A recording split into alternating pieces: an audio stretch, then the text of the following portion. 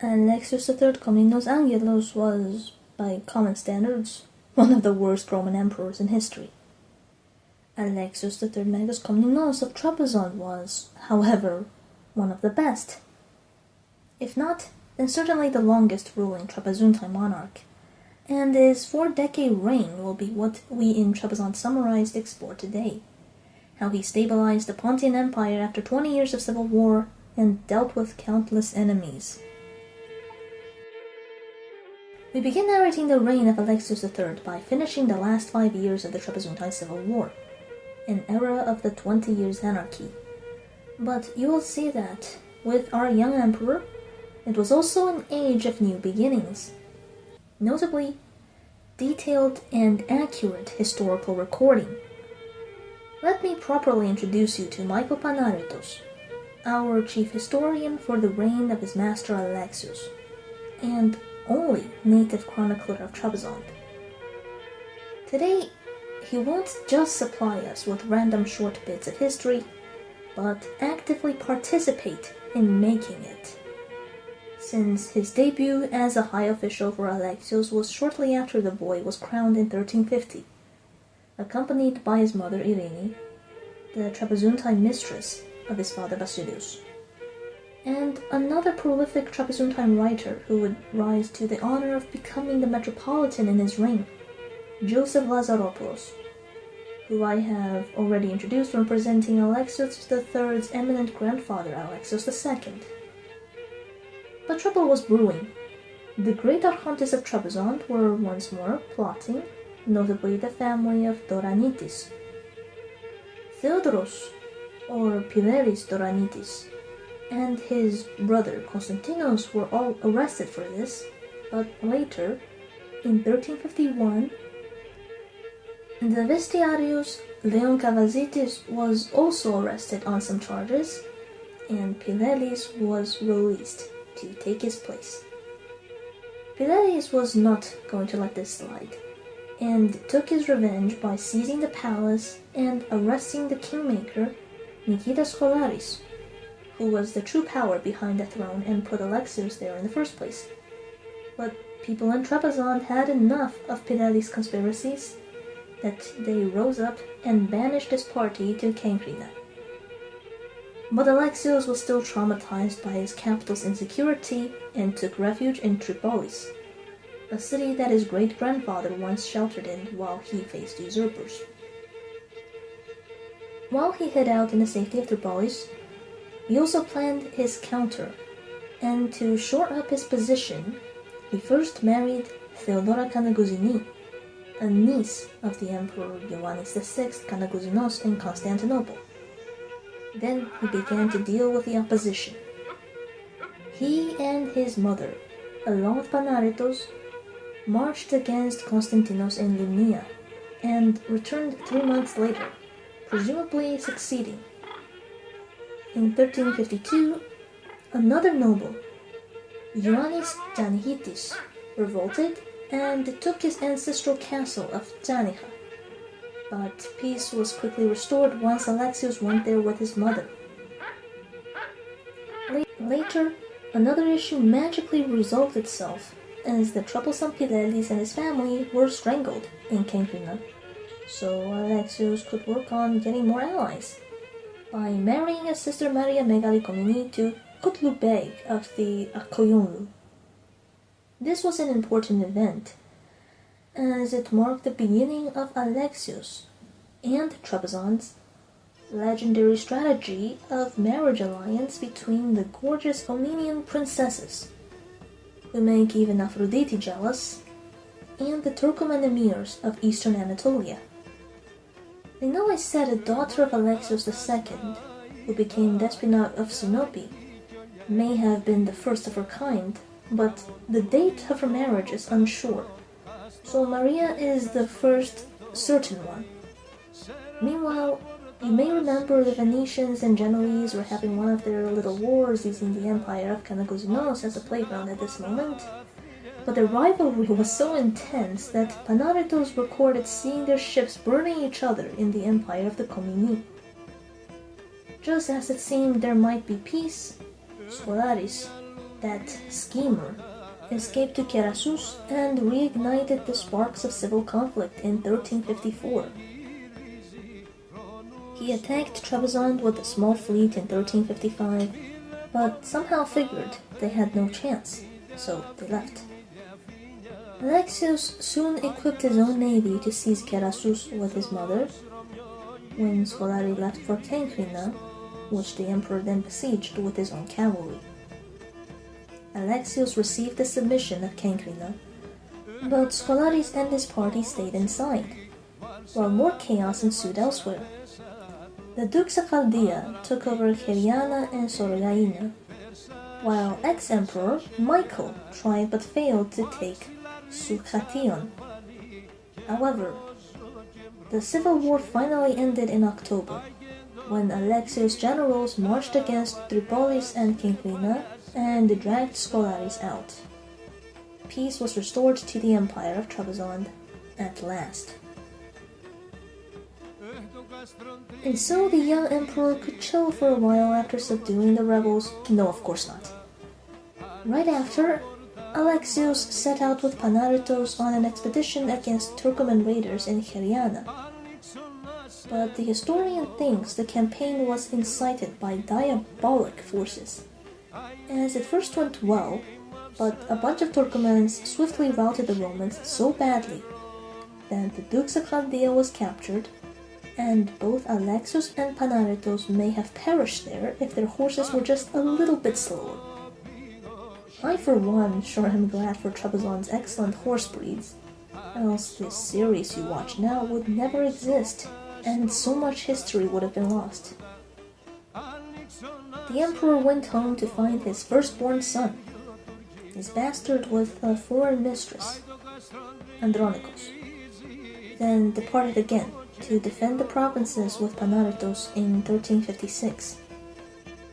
They went around Limnia, Kerasus, and Iasonis, chasing off Turkomens, then returned to the capital, where Alexios was again greeted with the joy of the new child, this time a legitimate daughter, Anna, in 1357. Later again, the emperor marched out, this time to the mountain pastures of Turkomens along the border of the empire. But his efforts all were useless when the powerful emir of Khalibia, Haji Emir, raided Machuca and ravaged the country in 1358. Just a few days before the Khalibian raid, Alexios III's aunt, Despina Eudokia of Sinope, came back to Trebizond. She was the daughter of Alexios II, who also married a Turk, and maybe inspired by this, the emperor dealt with Umar in a non-military fashion, creating another marriage alliance between his other sister, Theodora, and Haji Umar. Now Alexios was brother-in-law of two Turkomen emirs, of Akkoyonlu and of Khalibia, and when he ran out of sisters, he would turn to his daughters. The emperor was fertile, like his namesake Alexios I Komnenos, and children kept coming. In 1359, he had another son, Vasilius. Having done with some immediate threats, Alexios looked to less pressing ones, like that of the Italians. He renewed commerce with Venice in 1360 and would work on tightening their relations, to spite Genoa. There too was the danger of impiety. For once Alexios was saved from a storm only by the grace of the Theotokos, and he promised to restore for her the Soumela monastery, that magnificent foundation in Machuca, the pride of Pontos. He honored his promise to the Virgin, and when an eclipse happened in 1361, the emperor went to Soumela with Irini and Panaretos to pray for the people's wellness. Alexios also needed to mind the gestures of Constantinople, since the Paleologi had intervened so many times in Trapezuntine affairs, and not always for the better. However, now reigned the most pathetic of Vasileis, Ioannis V Palaeologos, and the power of Constantinople was downsliding. No longer did the Palaeologos go appoint marriages for his subordinate. Now it was Constantinople who sought the hand of the Megas Komnenos. Ioannis V sent a delegation asking for a marriage alliance, possibly for his son Manuel II, since there is an anecdote from the Athenian historian Laonikos Apokondilis, later relating how Ioannis V, being an old perv, took the Trapezuntine bride and turned it for Manuel as his own wife, while still being married. I am no longer surprised of what Ioannis V was capable of, but Apokondilis wrote after both the falls of Constantinople and Trebizond, and he was the only source for this moralizing tale, so this is likely fake. But all lies have a grain of truth, so anyway. Alexios might be relieved that Nikitas Skolaris died that year, so no more scheming from him, but the emperor still appreciated his kingmaker to a degree, so he led a funeral procession wearing white robes of mourning. Then the Turkomens needed his attention again. Hoja Latif, the emir of Bayburt, invaded Machuca, but he made the fatal mistake of underestimating the warrior inhabitants of Machuca. See, by this time, 7 key areas around the capital were organized into highly effective military districts, and Machuca was one of the most important, manned by the fiercest Pontians too. So, the Machucans sent to the capital the chopped heads of their invaders for parading. Encouraged, Alexios and Panaretos launched a punitive expedition against Haji Umar for raiding Kerasus, and came home with much booty. More uplifting was how the Emir of Erzincan tried in vain to conquer Golaka Castle in 1362, and the pious emperor refound the monastery of St. Phocas in Kordili to give thanks. Although Alexios campaigned often, he was not a soldier, but always focused on spirituality more.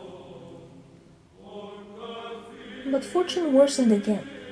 Bubonic plague struck again, the summer heat was unbearable, and the deposed Ioannis III Megas Komnenos returned to Pontos, although he was arrested soon. Alexios and his mother retired to Mesochaldea to wait it all out, and when he returned, he was asked by Tajeddin, the future emir of Limnia, for one of his daughters in marriage. But Alexios couldn't grant that request yet. Ioannis III also escaped all the way to Kaffa, the Genoese Crimean colony across the Black Sea. And we will also take a moment to observe a development in Peratia, which was becoming independent from Trebizond. It was around this time that we got the first inscription there which attests to its new name, Theodoro. Soon there will be confirmed existence of the whole principality of Theodoro in Peratia, and its first possible prince has been speculated by scholars to be a lord in the Golden Horn named Demetrius, who fought Lithuania with the Mongols during the Battle of Blue Waters in 1362.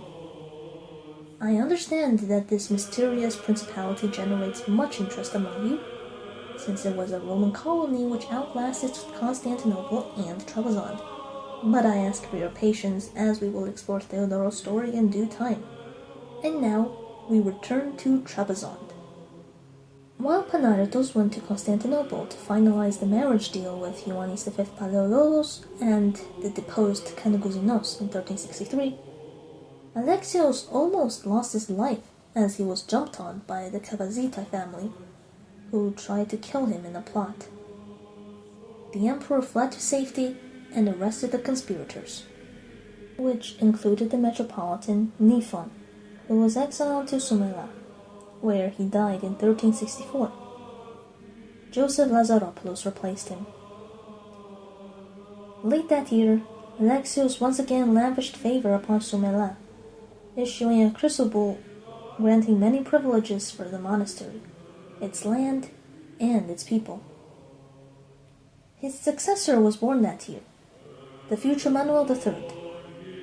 Maybe that's why he felt so generous, even to the Venetians, who demanded a depot in the capital, and Alexios gave them one under the monastery of Theodoros Kavras, who is a saint for the locals. But the Venetians didn't know gratitude very well, and they were still jealous of the Genoese. So about Easter 1365, the Italians fought in the public square of Trebizond. Alexios hoped to keep the Venetians happy so he could balance out the Genoese influence. So after he spent some time with his brother-in-law, Kutlu Bey, and escorted the emir with gifts back home in 1366, the emperor gave Venice a depot at a better site in the capital in 1367. Then he headed out to Lazica with his historian, his mother, and his daughter, Anna Megali Komneni, who was given in marriage to King Bagrat V of Georgia, despite being just 10 years old. I guess Alexios cared little about child marriage, since he was also a boy when he took an empress and treated all of his kids as diplomatic assets. This was nice politically, but Alexios was probably not the father of the year, although he eventually made himself the father-in-law of many great monarchs, from Constantinople to Mesopotamia. However, there were some Turks he could not subdue with his strategies. The Ottomans, who made their first contact with Trebizond in 1368. Their raids on Kerasus were the reason why Lazaropoulos fled from his monastery there to Constantinople. In Golaka, the castle was seized by Kilij Arslan in 1369. Alexios was in Limnia with his fleet, but next year he made up for the raid by defeating a numerically much superior army of Turkomens by their pastures. He could dedicate a moment to his favorite religious affairs and appoint a new metropolitan of Trebizond, a Thessalonican this time, the Athonite monk Theodosius, before going back to the mundane dealings like fixing his relation with the Doranitis family and visiting Lazica and the King of Georgia in 1371 and 1372. Then he tried to campaign in Heriana in winter of 1373, but it was too cold, and the Turkomens massacred the Romans there, who didn't freeze to death first. Later that year, Michael Panaretos, son of Ioannis V, tried to usurp the throne of Trebizond with a fleet from the ungrateful Italians, but left after a few days. Some good news, however, was that Chaldean Romans recovered Golaka Castle for the empire in 1374. Now we get to the deed for which Alexios is most honored. Let's say his most enduring legacy. Founding the Dionysiou monastery on Mt Athos. The brother of Metropolitan Theodosius was Dionysius, a holy man from Macedonia, and he requested the Trapezuntine Emperor to fund the building of his monastery on the holy mountain, and devout Alexios naturally agreed. He issued a famous chrysobull in September 1374, with well-preserved portraits of him and his empress, as the benefactor of Dionysiou, a monastery still 5th place in Athonite hierarchy today. The monks got many endowments, and the holy mountain increased ties with faraway little Trebizond. Another monastery that Alexios founded in 1376 was a local one, Panagia Soumela, and this came in handy, as his first son, the illegitimate Andronicus, fell to his death and was buried there. Alexios mourned, but he was also planning on how to deal with politics, as Andronicus was betrothed to the Georgian princess Gulkan. So the court of Trebizond rearranged her to marry the next surviving son of the emperor, Manuel, in 1377, as Vasileios also died earlier. These two were designated next in line for the throne, and meanwhile, in 1378, Alexios finally agreed to give Tajuddin Çelebi a Komneni bride. The emir celebrated his marriage with the emperor's daughter Ezukia in 1379. By this time, Alexios also took note of a new grand geopolitical situation. He had a new Emir of Erzincan as his neighbor, Mutahattin, who absorbed and vassalized all the Turkic beyliks to Trebizond's south. But Erzincan was no threat. Rather, it was an ally. The capital was majority Christian anyway. Its emir was a son-in-law of Alexios, as you might have guessed, and he was a great friend of the Christians, who brought so much trade profits to his realm. He loved Christians so much that he would one time ransom the life of a Roman Orthodox priest in Erzincan who disobeyed Timur Beg's order to convert to Islam. So Mutaharta was chill, but he had the misfortune of being sandwiched between Timur and the Ottoman juggernaut. Erzincan and Trebizond were to get caught up in the clash of these colossi, but that's a future worry for Alexios' son, Manuel. For now, we can say, however, that Alexios' diplomacy with the Turkomens bore fruit, and his policy seemed effective. Except for a campaign against the Chepnet Turks in 1380 that had mixed results, Panaretos ceased to record conflicts between Turks and Trebizond in the final decade of Alexios' reign. The Roman historian's silence is not always bad. Usually it means that there was Pax Romana, but peace was so abundant in those last 10 years that Panaretos' chronicle became random and laconic again. We hear the birth of Manuel III's son Vasilios in 1382 and the return of the bubonic plague in 1383, then another large gap. So I will fill the narrative by showing you how the coexistence between Pontians and Turkomens worked, as the late Anthony Breyer wrote an excellent paper on it. By becoming family with so many Turkomen emirs, Alexios had himself also taken on the role of a Turkic leader, a melik, especially in West Pontos, where most of his sons-in-law lived, and it lacked a strong Turkic sultan to order the little emirates around. The situation of imperial territory in the western edge of the empire is very confusing, because while the emperor directly controlled the coastal cities, many Turkomens settled in the interior, and this resulted in the curious case of the Romans and Turks essentially sharing the land on a seasonal basis due to the latter's nomadic lifestyle. Thus, Tajuddin and Haji Umar could be emirs of Limnia and of Halibia, territories still under imperial control. The Trapezuntines didn't lose these lands yet. They used them together with the Turkomens, who were becoming more like settled Romans as time went on. The emirs were given castles by the emperor, and after decades of kinship with Trebizond, Tajuddin and the son of Haji Umar, Suleiman Bey, fought each other in 1387 over habitable lands rather than pastures. By his policies, Alexios succeeded in protecting his lands and Romanizing the wild nomads who threatened them. Now the Turkomen emirs were little different from the old Pontian nobles, the Janihite, the Gavazite, etc., who Alexios already subdued in the civil war. On the topic of his struggle with the local aristocracy, Breyer shows that Alexios was so obsessed with monasteries not just out of personal piety, but it was also a way to limit their power, which came from holding land. If that land was going to religious foundations instead of the great families, well, it was a win for the emperor's soul and a loss for the landed nobility. Using all these brilliant methods, Alexios III, the youngest bastard son of a hated emperor, a puppet for scheming courtiers, overcame all the challenges, external and internal, before he died in March 1390.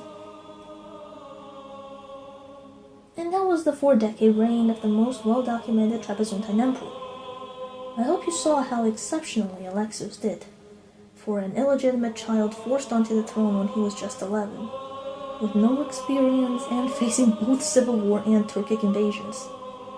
If you remember my analogy of the civil war in Trebizond with the chaos following the death of Emperor I Komnenos in Constantinople, I compared Alexios III with his ancestor Alexios I Megas Komnenos, as the child of a detested dead monarch who was sent to safety with no big goals except to avoid the purges, but later exceeded expectations and returned to establish a prosperous alternate state.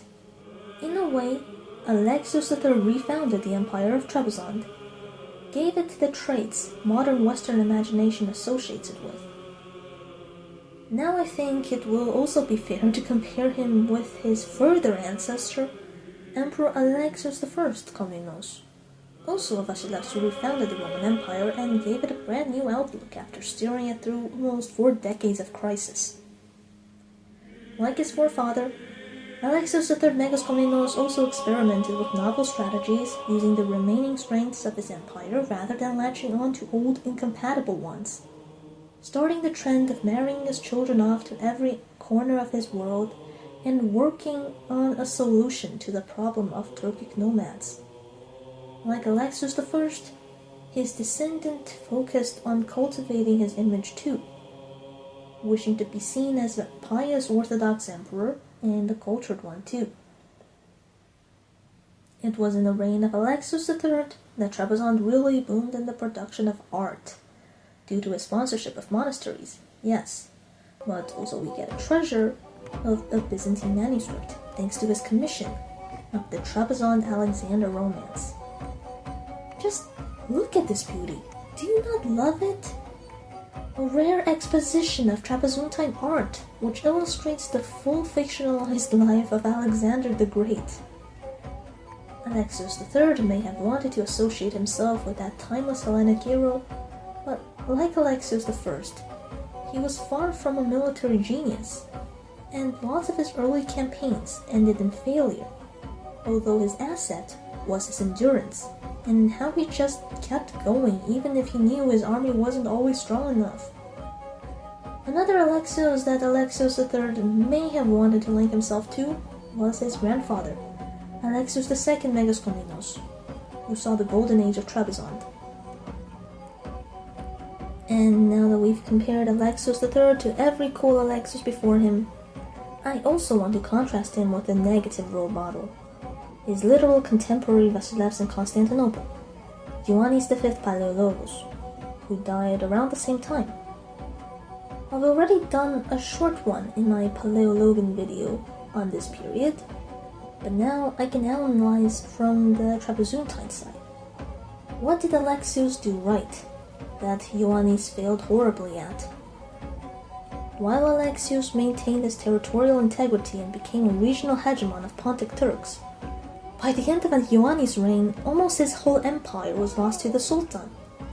And it's curious because early in Palaiologos' reign, the court at Constantinople tried exactly the same thing that the Komnenians excelled at: alliance between the Roman and Turkish royal dynasty.